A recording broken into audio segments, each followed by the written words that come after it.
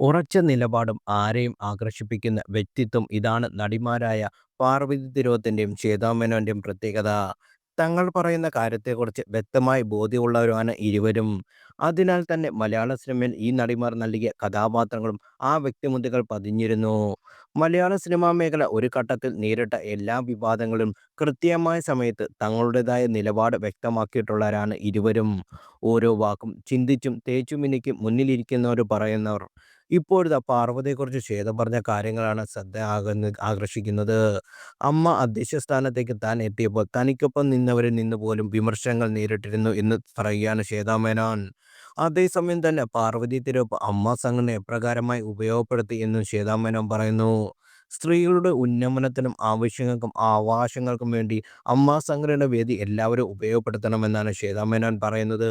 അത്തരത്തിൽ അമ്മ സംഘടന വേദി ഉപയോഗപ്പെടുത്തിയ ഒരു നടിയാണ് പാർവതി തിരോധത്ത് എന്ന് ശ്വേതാ മേനോൻ പറയുന്നു.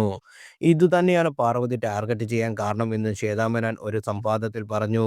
അമ്മ സംഘടനയുടെ പ്രഥമ വനിതാ അധ്യക്ഷയായി താൻ എത്തിയപ്പോൾ വലിയ തരത്തിലുള്ള വിമർശനങ്ങളും കളിയാക്കലുകളും നേരിട്ടു. കൂട്ടത്തിൽ ഉള്ളവർ തന്നെയാണ് തന്നെ അതിശയിപ്പിച്ചതെന്ന് സ്പോൺസർമാരെ തെറ്റിദ്ധരിപ്പിക്കാൻ പോലും ശ്രമം നടന്നു. മമ്മൂട്ടിയും മോഹൻലാലിൻ്റെയും പിന്തുണയാണ് തനിക്ക് ഇതുവരെയുള്ള പ്രചാരണം നടത്തി എല്ലാവരെയും രക്ഷപ്പെടുത്താനും എന്ന് ശ്വേതാ മേനോൻ വെളിപ്പെടുത്തി. സ്ത്രീകൾ മുന്നോട്ട് വരണമെന്ന് പറയുന്നവർ തന്നെയാണ് സ്ത്രീകളെ പിന്നോട്ട് വലിക്കുന്നതെന്നും പറയുന്നു ശ്വേതാ മേനോൻ.